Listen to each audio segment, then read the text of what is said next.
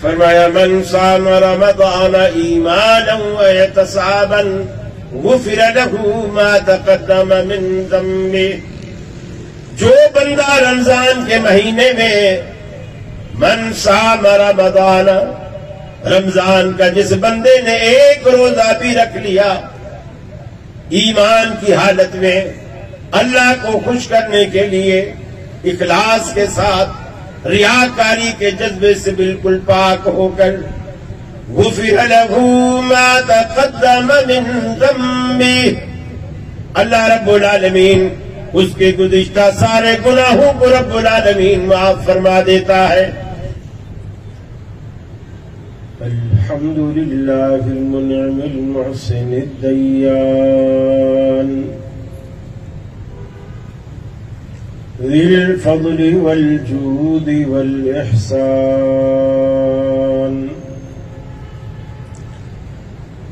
ذی الکرم والمغفرة والامتنان والصلاة والسلام على سيد الأنبياء خير الأنام وعلى آله وصحابه وأزواجه العظام وأتباعه وأحبابه ورفقائه البررة الكرام. أما بعد، فأعوذ بالله من الشيطان الرجيم. بسم الله الرحمن الرحيم. وسارعوا إلى مغفرة من ربكم ورحمة وجنة عرضها السماوات والأرض أعدت للمتقين.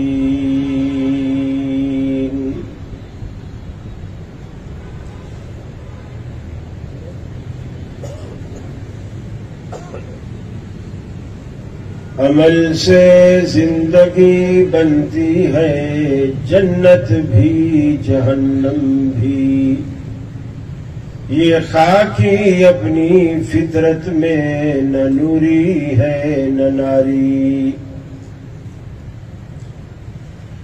واجب الاحترام علماء کرام، محترم ہمارے فاضل دوست جناب حماد اقبال صاحب، اور ابھی تشریف لانے والے ہماری جماعت کے ایک نگینہ محترم بھائی عبد المجید صاحب، اللہ رب العالمین ہمارے ان شیوخ کو صحت اور سلامتی کے ساتھ درازی عمر نصیب فرمائے. آپ تمام احباب، یہ مائک تھوڑا دوسرے والا نہیں ہے جو نماز میں تھا، بس ادھر گردن گھماتے تو یہ بند ہو جاتا ہے، ادھر گھماتے تو بند ہو جاتا ہے، اس کا کوئی فائدہ ہی نہیں. اور ادھر ادھر دیکھیں گے نہیں تو بھائی عبد المجید صاحب سمجھیں گے میں ان سے ناراض ہوں، اس طرف کوئی نہیں کر رہا. آمین آمین. وہ ہے تو مجھے دے دیں، نہیں ہے اچھا. عنوان آپ تک پہنچ چکا کہ ہم رمضان کی تیاری کیسے کریں.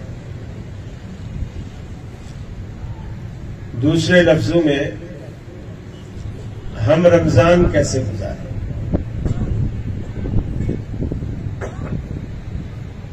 رمضان اللہ رب العالمین نے ایک ایسا سیزن رکھا ہے، یہ صرف دینداروں کا نہیں، دنیا داروں کا بھی سیزن ہے. آپ دیکھیں جوتا سب سے زیادہ اسی مہینے میں بکتا ہے. کپڑا سب سے زیادہ اسی مہینے میں بکتا ہے. چوڑیاں بھی شادی پہ اتنا نہیں بکتی، شادی تو اکا دکا کسی کو ہوئی تو ہوئی. عید پہ ہر عورت کو چوڑیاں چاہیے، اسی مہینے میں زیادہ بکتی. فروٹ بھی لوگ اکا دکا کھاتے ہیں، لیکن افطاری میں تو چاٹ مست ہے.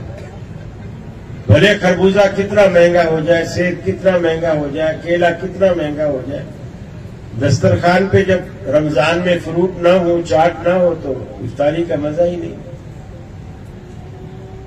پھر یہ دال چاول والے، ان کے بیسن، گھی، جو بھی چیز، نمک، مرچ، مسالہ جات، یہ کچالو کے مسالے، یہ سب سیزن ہے رمضان. اور یقین مانیے جن کا سیزن رمضان میں لگ جاتا ہے نا، ہم نے دوستوں کو آپس میں بیٹھ کے باتیں کرتے ہوئے دیکھا ہے کہ یار ایسا سیزن لگا ہے، سارا سال بھی دکان بند رہے نا، الحمدللہ بہت کچھ ہو گیا. اس لیے کہ ایک چیز 4 گنا قیمت پہ بک رہی ہوتی. یہ بھی ہمارے لیے ایک المیہ ہے.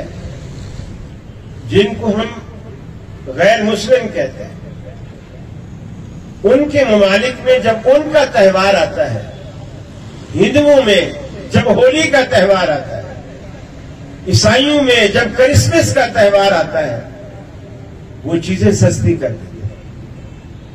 ہمارے ہاں تو منافع خور رمضان کا انتظار کرتے ہیں، پورا سال انتظار کرتے ہیں. جیسے حدیث میں تو آیا نا کہ اگر تمہیں یہ پتہ چل جائے کہ رمضان کے اندر اللہ نے تمہارے لیے کیا کچھ چھپا رکھا ہے، وہ تو اجر و ثواب اور جنت کی نعمتوں کی طرف اشارہ ہے. اگر تمہیں یہ معلوم ہو جائے تو تم اللہ سے یہ خواہش کرو گے کہ کاش سارا سال رمضان ہی رہے.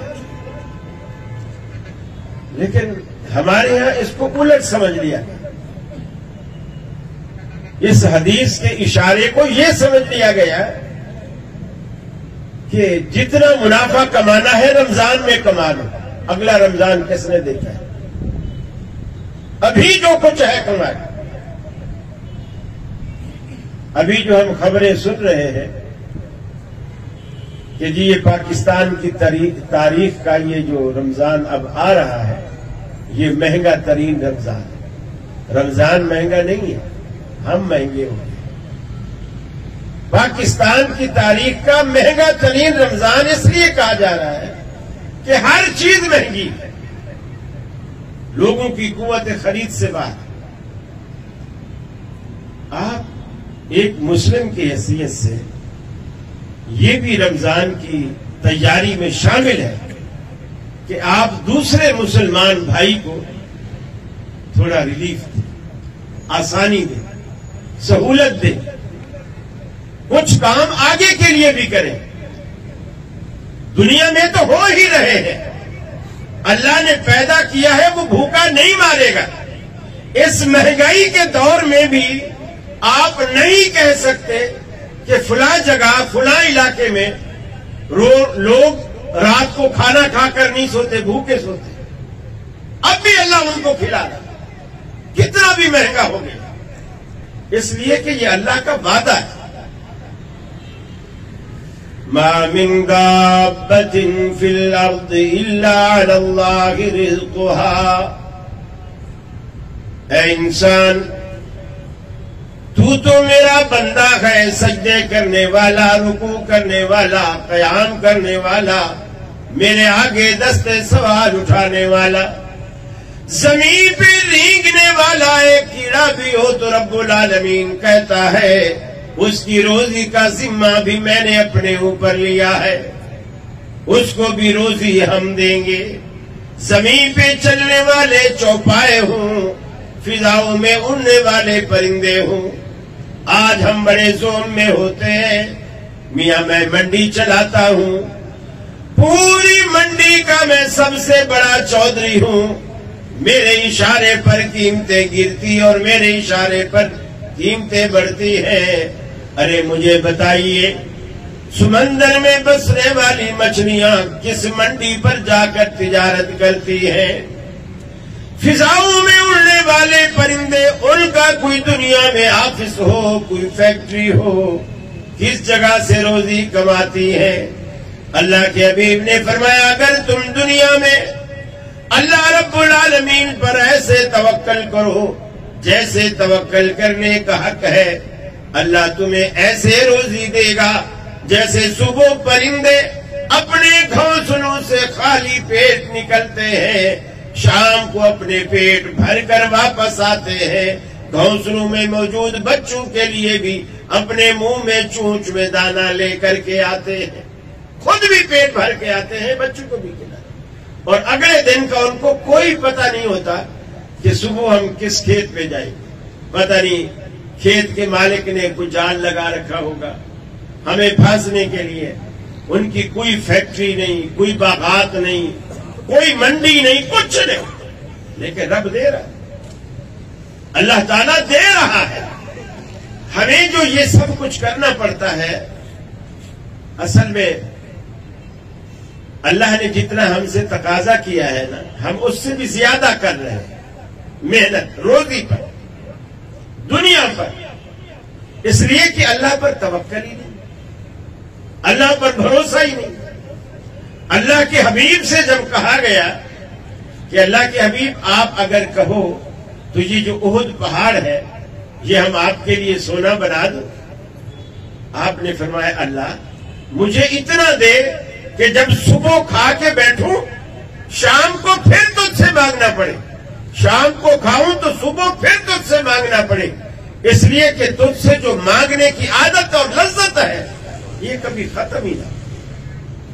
اللہ سے مانگنے کی ایک اپنی الگ لذت، الگ مزہ کہ بندہ اس کا فقیر بن کر اس کے آگے گرے، ندامت کے دو آنسو بھی بہائے، دنیا میں آپ ہزار دلائل پیش کریں کہ جی میرے گناہ کرنے کا یہ عذر تھا، یہ عذر تھا، یہ عذر تھا، ہزار دلائل پیش کریں آپ اپنے گناہ کے لیے، عقلی دلیلیں دیں، کچھ بھی کریں، وہ آپ کے ہزار دلائل بھی ایک گناہ بھی معاف نہیں کروا سکتے، لیکن آپ کی آنکھ سے اللہ کے ڈر سے ٹپکنے والا ندامت کا ایک آنسو آپ کے کروڑوں گناہ بخشوا سکتے ہیں۔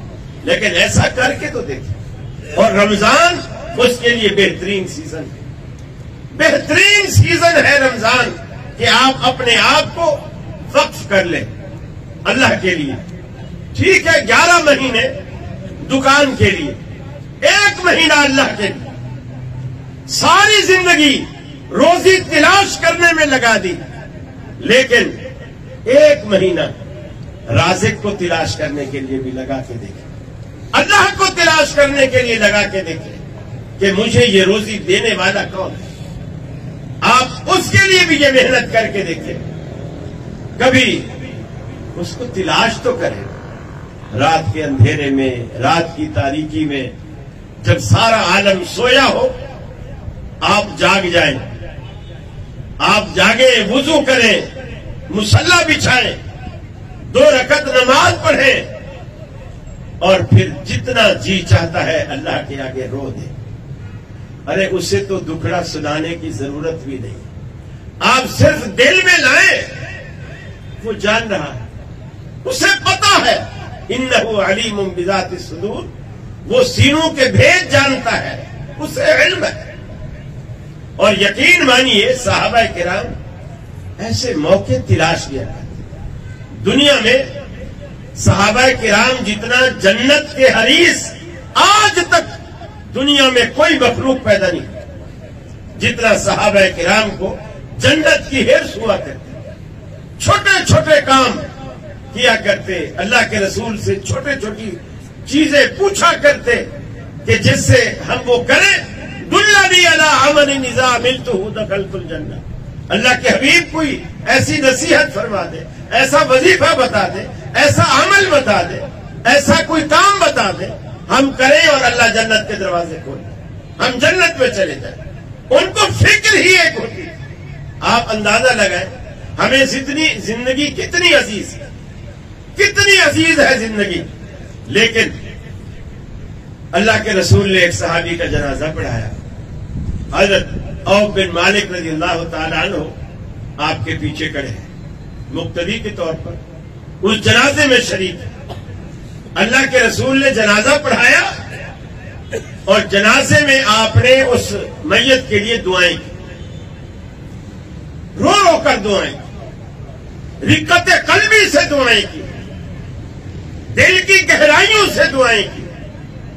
یہ میت کو رخصت کرنے کا مصنون طریقہ ہے. یہ جو 1 منٹی جنازہ اور آدھے منٹ کا جنازہ ہوتا ہے, یہ میت کے ساتھ بھی دشمنی ہے اور سنت کا بھی مذاق ہے.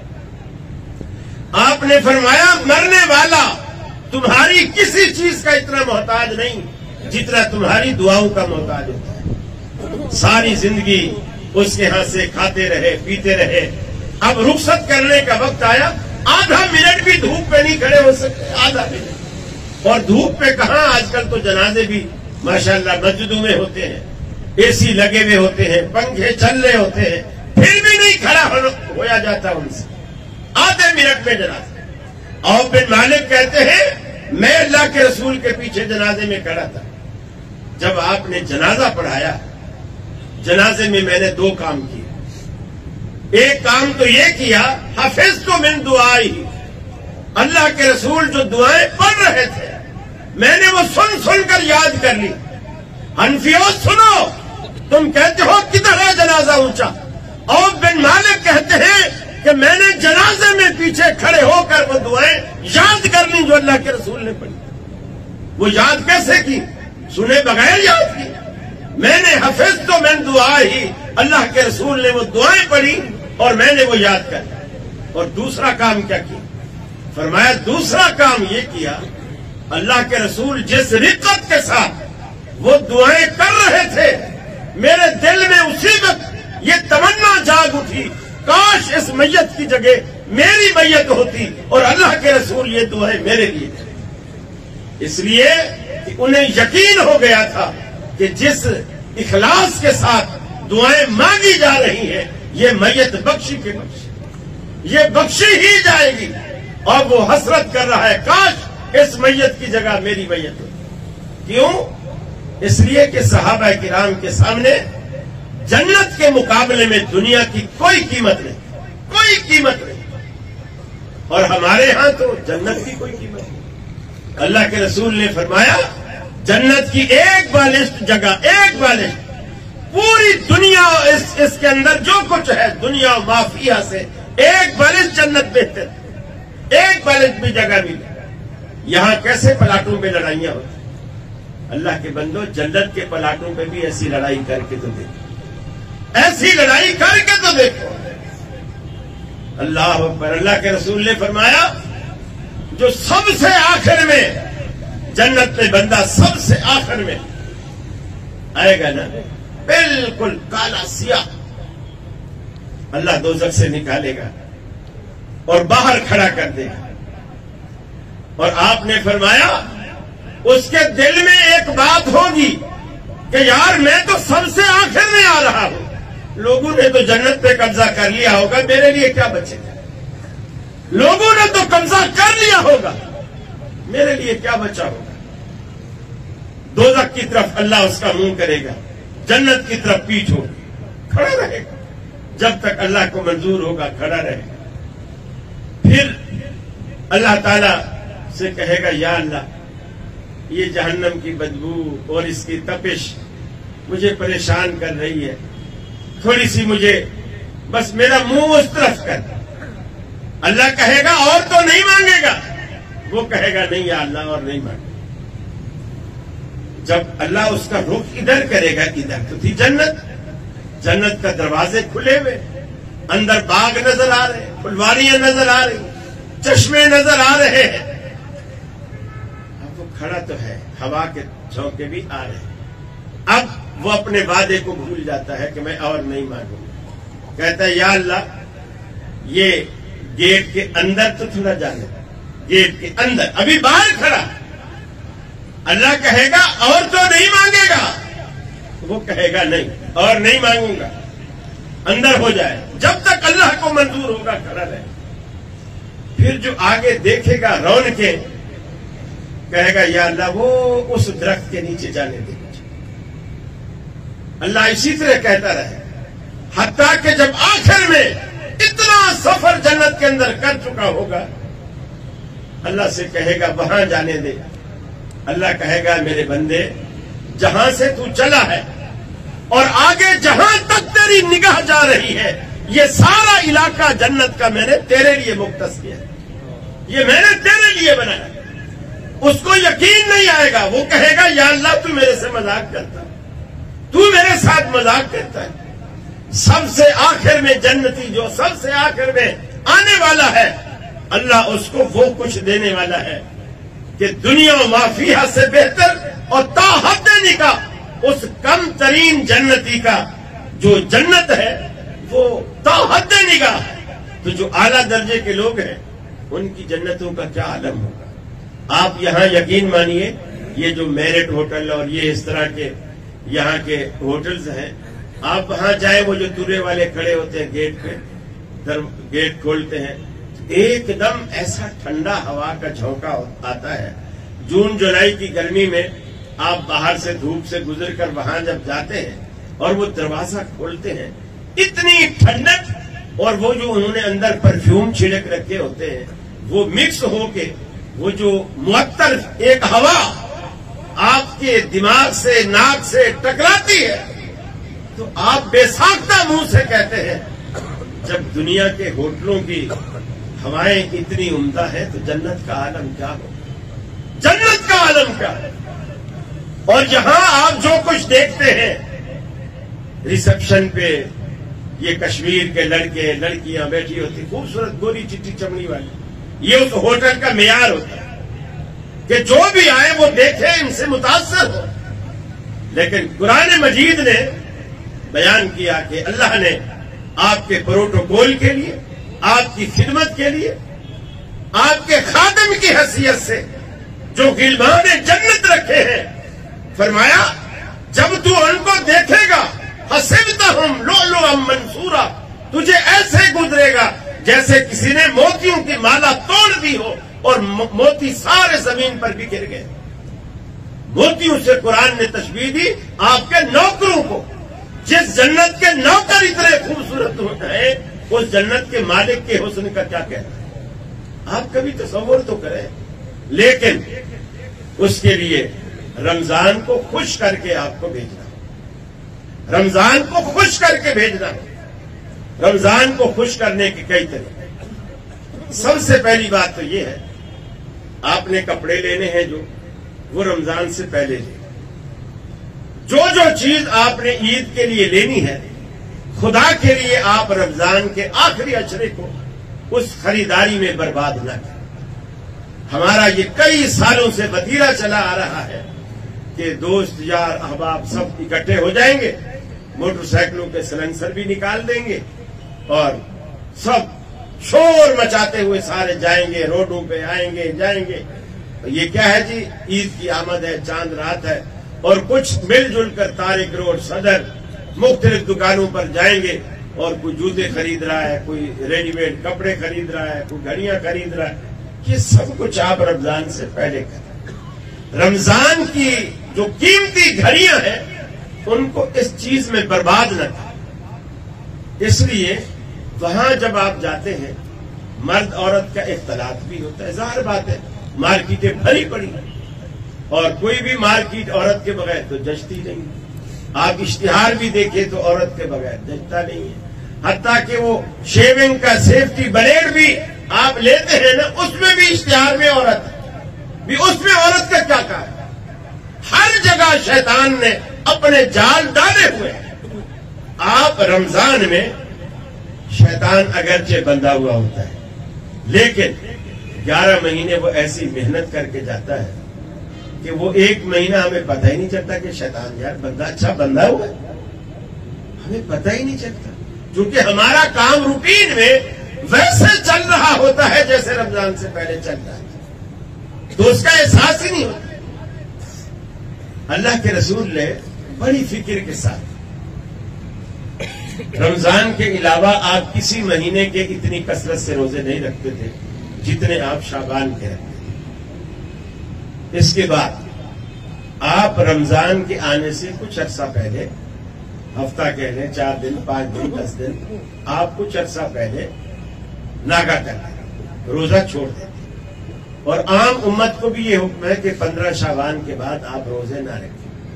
یہ بھی رمضان کی تیاری کا ایک حصہ ہے، کیونکہ اگر آپ پورا مہینہ شعبان کا، جو کہ فرض نہیں ہے، نفل تھی آپ کے لیے، یہ آپ رکھتے رہیں گے تو جب آپ رمضان میں پہنچیں گے تو آپ آدھے ہو چکے ہو، کمزوری لاحق ہو چکی ہو۔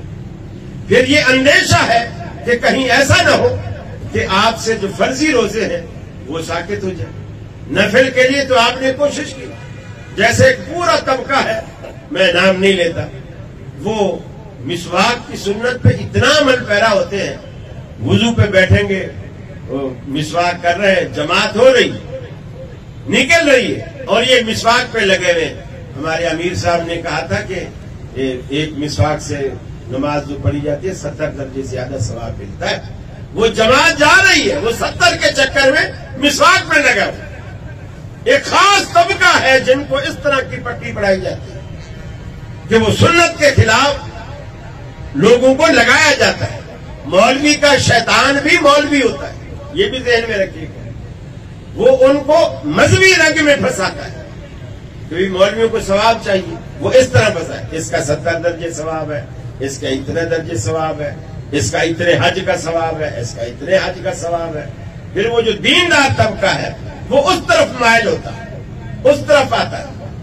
نبی کریم صلی اللہ علیہ وسلم نے جو تعلیم دی، اس تعلیم میں روزہ رمضان کا آپ پر فرض ہے۔ اگر عورت بھی یہ کام کرے نا، جیسا کہ حدیث میں آتا ہے، اگر عورت دنیا میں یہ 4 کام کرے، عقیدے کے بعد، توحید کے بعد، مسلمان ہونے کے بعد، اگر یہ 4 کام کر لیں، فرمایا صلت خمسہا، یہ جو دن کے 5 نمازیں ہیں دن کی، یہ اگر وہ پابندی کے ساتھ پڑھ لیں، صلت خمسہا، یہ 5 نمازیں پابندی کے ساتھ پڑھ لیں، سامت شہرہا، اور یہ جو رمضان کے مہینے کے روزے ہیں، بھلے نفلی روزے نہ رکھیں، رمضان کے روزے جو فرض ہیں یہ پورے کر لیں، اطاعت بالہا، یہ جو تیسری چیز ہے نا، اکثر گھر اسی بات پہ اجڑتے ہیں۔ اگر رسول اللہ صلی اللہ علیہ وسلم کے اس فرمان کو دلہن پلے باندھ دے اور نکاح کے موقع پر خطبہ نکاح پڑھانے والا، ایجاب و قبول کرانے والا یہ حدیث سنا کر دلہا دلہن کو نصیحت کر دے تو انشاءاللہ گھر کبھی ٹوٹے گی۔ اطاعت بالہا، شادی کے بعد دلہن کے اوپر ماں باپ کی نہیں چلے گی، شوہر کی چلے گی۔ یہ اللہ کے رسول کا فرمان ہے۔ گھر میں شادی سے پہلے اپنے گھر میں ہے، ٹھیک ہے، ابا جو کہے کرے، اماں جو کہے کرے، لیکن شادی کے بعد یہ جو دلہن کو موبائل فون دے دیا جاتا ہے، بیٹا کوئی بھی اونچ نیچ ہو بس مس کال دے دینا، تیرے 6 بھائی ہیں کڑیل جوان، پھر ہم جانے اور وہ جانے۔ تو یہ پہلے ہی دن سے فتنے کی بنیاد بیٹی کو رخصت کرتے وقت رکھ دیتے ہیں، اور وہ 1 مہینہ بھی مشکل سے گھر چل پاتا ہے اور بیٹیاں گھر میں آ جاتی ہیں، اور پھر بھی جھوٹی انا کی بھیڑ چڑھ جاتی ہے۔ لوگ کہتے ہیں اب بیٹا ٹھیک ہے، بیٹی رہے ادھر، وہ آئے گا ادھر ناک رگڑے گا اور ہم سے معافیا مانگے گا، پھر ہم تیرا ہاتھ اس کے ہاتھ میں دیں گے۔ نہ وہ آئے گا، نہ وہ ناک رگڑے گا، نہ وہ معافیا مانگے گا، نہ بیٹی اپنے گھر جائے گی۔ ساری زندگی 30 40 سال بیٹھے گزار دیتی ہیں جھوٹی انا میں۔ اور سیدنا علی المرتضیٰ ایک دن اپنے گھر میں کیلولہ نہیں کیا، مسجد میں آ کر اللہ کے رسول گھر میں آئے، فاطمہ رضی اللہ تعالیٰ عنہ سے پوچھا بیٹی علی نظر نہیں آ رہا؟ اس ٹائم تو لوگ سارے گھر میں ہوتے ہیں، کیلولے کا ٹائم ہے، علی نظر نہیں آ رہا۔ کہا اللہ کے رسول وہ کسی بات پہ ناراضگی ہو گئی تھی، تو وہ گھر میں نہیں ٹکے، باہر چلے. آپ نے بلال کو بھیجا دیکھ کر، وہ مسجد میں دیکھ کر آئے کہ مسجد میں حضرت علی لیٹے ہوئے. آپ واپس چلے گئے مسجد، جا کر علی کو اٹھایا، جسم پر مٹی بھی لگی ہوئی تھی، وہ بھی جاری. کہا ہے مٹی والے بزدلا اٹھو، اٹھا کر ہاتھ پکڑ کر لے گئے. جب گھر میں بیٹی نے بتایا کہ علی کی میرے سے کسی بات پہ انبن ہوئی اور وہ باہر چلے گئے ناراض ہو کر، آپ نے ایک مرتبہ بھی اپنی بیٹی سے نہیں پوچھا کہ ناراضگی کس بات پہ ہوئی تھی. آپ باپ تھے نا، آپ پوچھ سکتے تھے. آپ نے ایک مرتبہ بھی نہیں پوچھا کہ ناراضگی کس بات پہ ہوئی تھی، شروع کس نے کی تھی، قصور کس کا تھا، نہیں پوچھا. پھر داماد کا ہاتھ پکڑ کے آئے. یہ جو ہمارے ہاں دنیا میں جھوٹی انا اور جھوٹی ناک کا مسئلہ بنا کر، مجھے بتاؤ رسول اللہ سے بڑھ کر اونچی ناک والا دنیا میں کون ہے؟ آپ داماد، آپ بیٹی والے ہو کر داماد کا ہاتھ پکڑ کے بیٹی کی گھر لا رہے. آپ نے تو نہیں کہا ہماری ناک کٹ گئی. آپ کی ناک رسول اللہ کی ناک سے اونچی ہے. آپ ہاتھ پکڑ کے داماد کا وہاں لے آئے اور پورا راستہ علی سے نہیں پوچھا کہ تمہاری فاطمہ سے کس بات پہ لڑائی ہوئی ہے، جھگڑا کس نے شروع کیا تھا، قصور کس کا تھا، نہیں پوچھا. کیوں؟ یہ پوچھ گچھ اور قریدنا وہ لوگ کرتے ہیں جن کو گھر بسانا نہیں ہوتا، جلتی پہ تیل چھڑکنا ہوتا ہے. اور جن کو گھر بسانا ہوتا ہے نا، وہ یہ نہیں پوچھتے. وہ پھر چودھری شجاعت کی طرح کہتے ہیں مٹی پاؤ. وہ پھر مٹی ڈالتے، وہ آگے نہیں قریدتے. یہ وہ ہستیاں تھیں جو گھر بسانا جانتے بھی تھے اور گھر بسانا چاہتے بھی تھے. آپ نے فرمایا یہ 3 کام اگر عورت کر لے، اطاعت بعدہا، اپنے خامد کی اطاعت کرے. ہاں اگر خامد خلاف شریعت حکم دیتا ہے اس کی وہ پابند نہیں ہے، نہ مانے. لیکن اگر وہ حکم خلاف شریعت نہیں ہے، خامد کا حق ہے، وہ رائٹ ہے، وہ اس کو فرما برداری کرے، اس کو مانے. اللہ تعالیٰ اسی میں خوش ہے کہ یہ خامد کی اطاعت کرے. اور چوتھا اور آخری کام فرمایا احسنت فرجہا، خامد موجود ہو یا موجود نہ ہو، اپنی عزت عصمت آبرو کی حفاظت کرے، خامد کی امانت سمجھ کر اس کی محافظ بن جائے. اب اپنی عزت کو خامد کی امانت، اس کی عزت سمجھے کہ میرے پاس اس کی امانت، اس کی حفاظت کرے. فرمایا جب یہ 4 کام عورت کر لیتی ہے اور جس دن دنیا سے رخصت ہوتی ہے، اللہ تعالیٰ جنت کے 8 دروازے کھولتا ہے اور کھول کر کہتا ہے فَلْتَدْخُلْ مِنْ أَيِّ أَبْوَابِ الْجَنَّةِ شَاءَتْ، اے نیک بخت، جنت کے 8 دروازے تجھ پہ کھلے ہیں، جس سے تیرا جی چاہے داخل ہو جائے. یہ سودا مہنگا ہے، بہت آسان سودا، بہت آسان سودا ہے. اور آپ کی یہ ذمہ داری رمضان میں، آپ کی یہ ذمہ داری، اگر آپ کی گھر والی اس طرح نیکی کے کام میں حصہ لیتی ہے تو آپ اس کو یہ تانا نہ دیں کہ یہ کام سے بچنے کے لیے قرآن کھول کے بیٹھ گئی، یہ سانسیں، یہ گھر کے اندر یہ کام بہت کرتا. آپ پہلے انتخاب کریں. بعض دفعہ سسر کی خواہش ہوتی ہے کہ میری بہو حافظہ ہو قرآن کی، بیٹا حافظ نہیں ہے، تو وہ کیا جانے حافظ کی کیا قدر ہوتی ہے. اب وہ بہو حافظہ ڈھونڈ کے لائیں گے، لے آئے. اب ظاہر بات ہے جو حافظہ ہے وہ قرآن پکا کرنے کے لیے قرآن کو روز تو پڑھے گی. اگر وہ نہیں پڑھے گی تو قرآن بھول جائے گی. اب وہ جیسے قرآن کھول کے بیٹھتی ہے، ساس بولتی ہے میرے تو سر دکھ رہا ہے، چائے چاہیے مجھے، سر دکھ رہا ہے، چائے بنا کے لا. وہ کہتی ہے اچھا ابھی میں یہ تھوڑا سا رہ گیا ہے، 1 پاؤ رہ گیا، میں پورا کر کے آتی ہوں. تو پھر وہ بیٹے کے کان بھرے گی، یہ جو تو ہماری بہو لایا نا یہ صحیح نہیں ہے. کام سے بچنے کے لیے جب دیکھو قرآن کھول کے بیٹھ جاتی، جب دیکھو قرآن کھول کے بیٹھ جاتی، جب دیکھو مصلی بچھا کے کھڑی ہو جاتی. اللہ کے بندو، یہ جو نیک عورت ہوتی ہے نا گھر کے اندر، اللہ کے رسول نے فرمایا خیر متاع الدنیا المرأۃ الصالحہ، بہترین متاع دنیا کا بہترین نفع وہ ہے جو نیک بیوی اللہ رب العالمین آپ کے گھر میں ہے. یہ دنیا کی بہترین متاع ہے، نیک بیوی، صالح بیوی. اور اگر آپ کی بہو نماز پڑھتی ہے، قرآن پڑھتی ہے، یہ تو اللہ کی نعمت ہے. آپ کو اور کیا چاہیے؟ آپ کے گھر میں بچے آئیں گے، وہ اس ماں کو قرآن پڑھتا دیکھیں گے، بچوں کو بھی عادت پڑے گی. اب وہ قرآن پڑھتے پڑھتے بچے کو دودھ پلائے گی، بچے میں وہ اثرات جائیں گے. وہ دودھ کے اثرات، قرآن کے پڑھنے کے اثرات بھی دودھ کے ذریعے منتقل ہوں گے انشاءاللہ. تو آپ عورتوں کو یہ موقع دیں. پھر رمضان میں حالانکہ جتنا آپ کو روزہ لگا ہوا ہوتا ہے عورتوں کو بھی اتنا ہی لگا ہوا ہوتا ہے، وہ بھی روزہ رکھتی ہے. گرمی جتنا آپ کو لگ رہی ہوتی ہے ان کو بھی اتنا لگ رہی ہوتی ہے. لیکن وہ عصر سے، بلکہ عصر سے بھی پہلے سے، وہ کتنی بھی گرمی ہو، اب کچن میں تو اے سی نہیں چلتا نا، اور نہ کچن میں آپ پنکھا چلا سکتے ہیں. کتنی بھی گرمی ہو وہ افطاری کا نہیں، میں گھر والوں کو اپنے ہاتھ سے کھلاؤں گی، اپنے ہاتھ سے کھلاؤں گی. وہ افطاری کا سارا سامان، سموسے بھی وہیں بن رہے ہیں، پکوڑے بھی وہیں بن رہے ہیں، چھولے بھی وہیں بن رہے ہیں، فروٹ چاٹ بھی وہیں بن رہا ہے، سب کچھ وہیں ہو رہا ہے. اور آپ کوئی خوشی کے، تعریف کے دو بول بھی بول کے ان کو حوصلہ نہیں بنا سکتے. پھر بھی آپ کھانے بیٹھ، اس پہ نمک تیز ہے، اس پہ مرچیں تیز ہے، پلیٹ ایسے پھینکی، یہ کیا بنا کے رکھا ہے؟ یہ انسانوں کے کھانے کی چیز.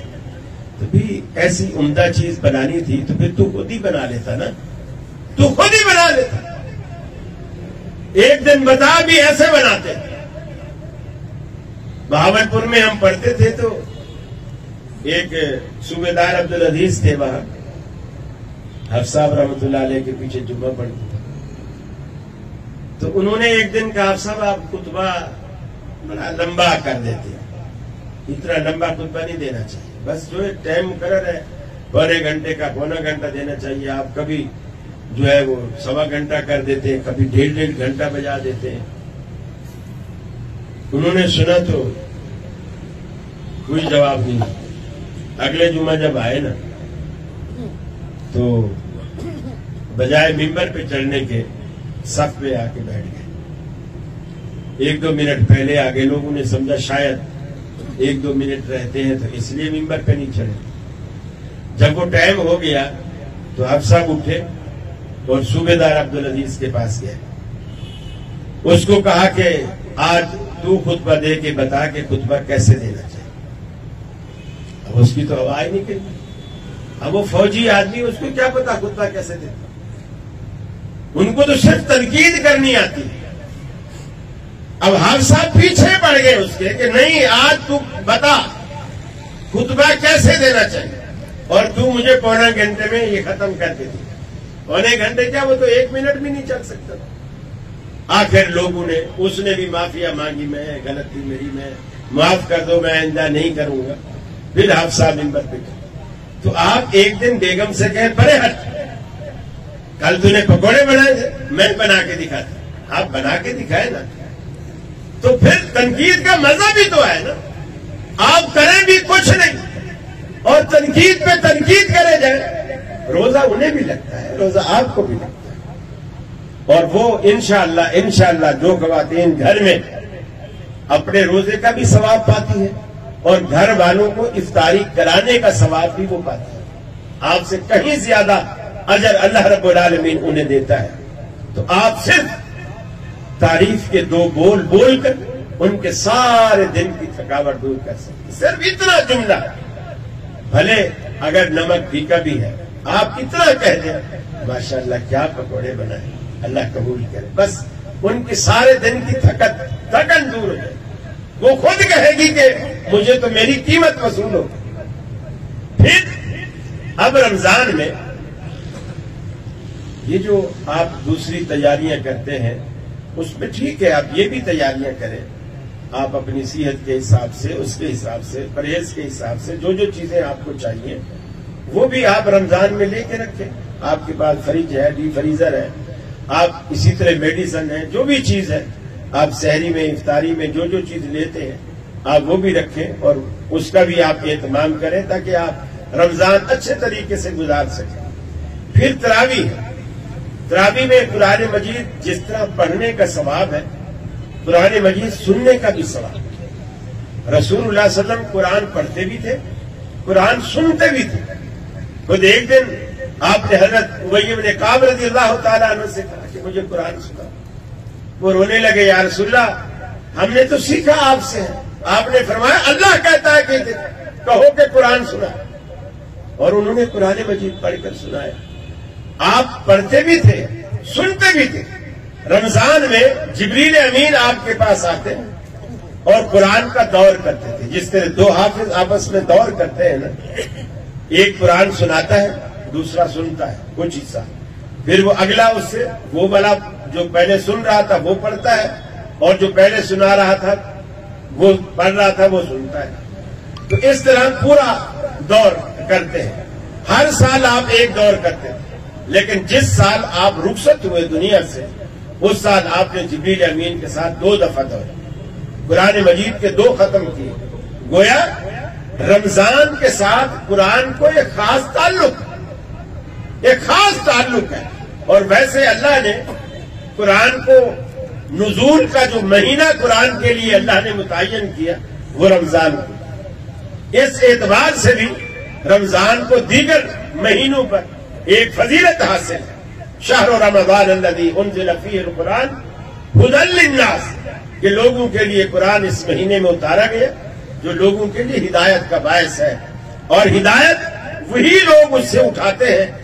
ہدایت تو سب کے لیے ہے، لیکن فائدہ وہی لوگ اٹھاتے ہیں ھدی للمتقین، جو تقوی والے ہیں، جو اللہ سے ڈرتے ہیں۔ اللہ کا ڈر، گناہوں سے بچنے کا مادہ، نیکی کرنے کا جذبہ، یہ تینوں چیزیں ملے تو تقوی بنتا ہے۔ بندہ اللہ سے ڈرے، اللہ سے ڈر کر گناہ سے بچے، کہ اس کی پیشی میں عدالت میں میں نے پیش ہونا ہے، میں کیا منہ دکھاؤں گا، یہ جذبہ اس کے دل کے اندر آ جائے، اور پھر جنت میں جانے کے لیے اور اللہ کو خوش کرنے کے لیے وہ نیکی کرے۔ یہ تینوں چیزیں جب جمع ہو جاتی ہیں جس بندے کے اندر، وہ بندہ متقی بنتا ہے، وہ متقی کہلاتا ہے۔ اور رمضان اس کے لیے بہترین سیزن ہے کہ آپ اپنے اندر تقوی پیدا کریں اور اپنے اندر خدا خوفی پیدا کریں۔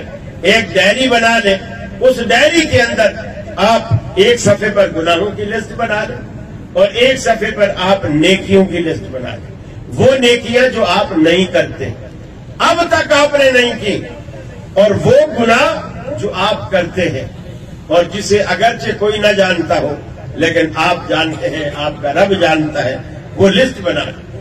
اگر آپ زیادہ نہیں، ہر روز ایک گناہ بھی اس پہ کاٹی لگاتے جائیں اور ہر روز ایک گناہ بھی آپ چھوڑتے جائیں نا، مہینے میں آپ کے 30 گناہ چھوٹ جائیں۔ اور جو نیکیاں آپ نہیں کرتے اس پہ ٹک لگاتے جائیں، ہر روز ایک نئی نیکی کی آپ عادت ڈالتے جائیں، تو وہ آپ مہینے میں کم از کم 30 نیکیاں تو کر ہی بیٹھیں گے جو آپ کی زندگی کا حصہ بن جائیں۔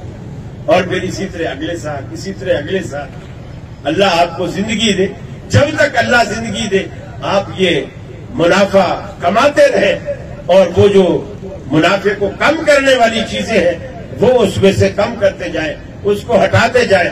اللہ راضی جب ہو جائے گا انشاءاللہ، جیسا کہ ہمارے بھائی حماد صاحب آپ کو حدیث سنا رہے تھے، یہ اللہ تعالیٰ نے رمضان میں ایک خاص خوبی رکھی۔ دیکھیے آپ لوگ تاجر لوگ ہیں یا کوئی مزدور پیشہ بھی ہوں گے، دنیا میں ہمیشہ وہ کام اچھا ہوتا ہے اور بندے کو پسند آتا ہے، اور ہر تاجر اسے اہمیت دیتا ہے جس میں انویسٹمنٹ سب سے کم ہے، پیسہ سب سے کم ہو، محنت سب سے کم ہو، وقت سب سے کم لگے، پرافٹ سب سے زیادہ۔ ہر تاجر اس کو ترجیح دیتا ہے، ہر تاجر۔ محنت کم، انویسٹ کم، وقت کم، پرافٹ زیادہ۔ اور یہ ساری خوبی اللہ نے رمضان میں ہے۔ کم از کم عام دنوں میں بھی من جاء بالحسنۃ فلہ عشر امثالها، کم از کم 10 نیکیاں تو ویسے اللہ دیتا ہے آپ کی ایک نیکی کے بدلے، لیکن رمضان میں آپ کے اخلاص کی وجہ سے اللہ تعالیٰ اسے 700 گنا تک بڑھا دیتا ہے، 700 گنا تک بڑھا دیتا ہے۔ اب آپ اندازہ لگائیے اتنا منافع کو دنیا میں آپ کو دے گا؟ رمضان میں منافع خوری کرنے والے وہ اس حقیقت اور اہمیت کو جانتے ہی نہیں کہ میں تو 4 گنا بڑھا کر لوگوں کی جیبیں کاٹ رہا ہوں، اللہ تعالیٰ مجھے 700 گنا دے رہا ہے۔ اس طرف ہماری نظر نہیں جاتی، نہ نقد نہ تیرا ادھار۔ ہم تو اس فارمولے والے ہیں کہ وہ جو 700 گنا ہے وہ تو ادھار ہے، ارے وہ ایسی ذات کی طرف سے ادھار ہے کہ جس ذات نے کبھی بھی اس کے خلاف نہیں کرنا۔ اللہ رب العالمین ہمیشہ جو وعدہ کرتا ہے، من اصدق من اللہ قیلا، اللہ سے زیادہ بات میں پکا اور سچا کون ہو سکتا ہے؟ وہ سب سے زیادہ سچی بات کرنے والا ہے، ہمیں یقین نہیں آتا۔ اللہ تعالیٰ کہتا ہے، فرمایا من صام رمضان ایمانا واحتسابا غفر له ما تقدم من ذنبه، جو بندہ رمضان کے مہینے میں من صام رمضان، رمضان کا جس بندے نے ایک روزہ بھی رکھ لیا ایمان کی حالت میں، اللہ کو خوش کرنے کے لیے اخلاص کے ساتھ، ریاکاری کے جذبے سے بالکل پاک ہو کر، غفر له ما تقدم من ذنبه، اللہ رب العالمین اس کے گزشتہ سارے گناہوں کو رب العالمین معاف فرما دیتا ہے۔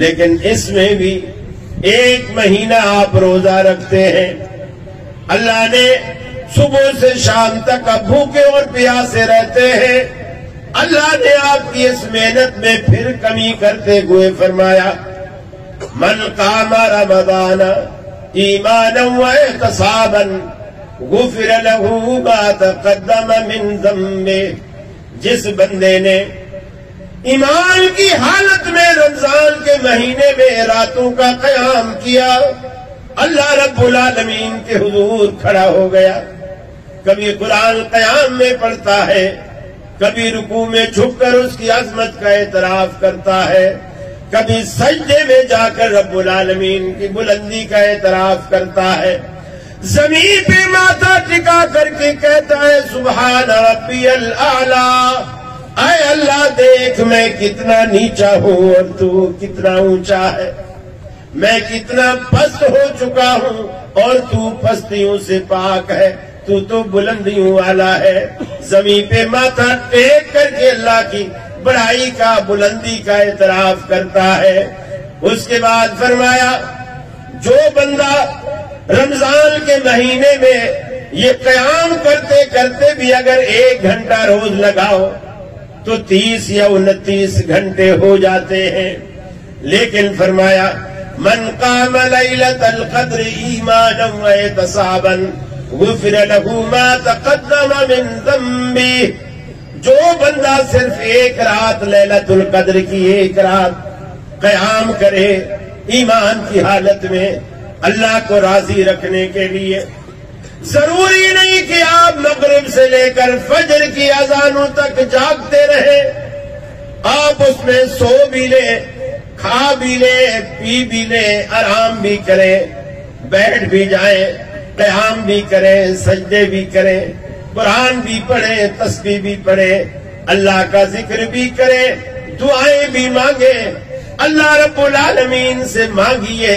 اللہ رب العالمین دینے سے نہیں تھکتا، ہم مانگنے سے تھک جاتے ہیں، رب العالمین دیتے دیتے نہیں تھکتا۔ اللہ سے مانگیے، بار بار مانگیے، رب العالمین کا وعدہ ہے قال ربكم ادعوني استجب لكم، اے میرے بندو تمہارا رب، تمہارا داتا، تمہارا پالنہار تمہیں کہتا ہے ادعونی، مجھے پکارو، استجب لکم، میں تمہاری دعاؤں کو قبول کرتا ہوں۔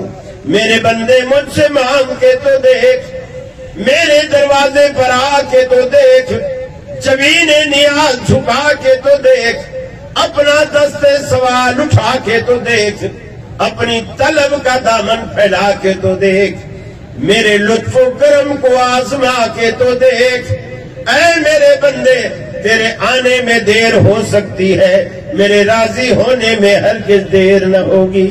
ادعونی استجب لکم، مجھے پکارو میں تمہاری دعاؤں کو قبول کرتا ہوں۔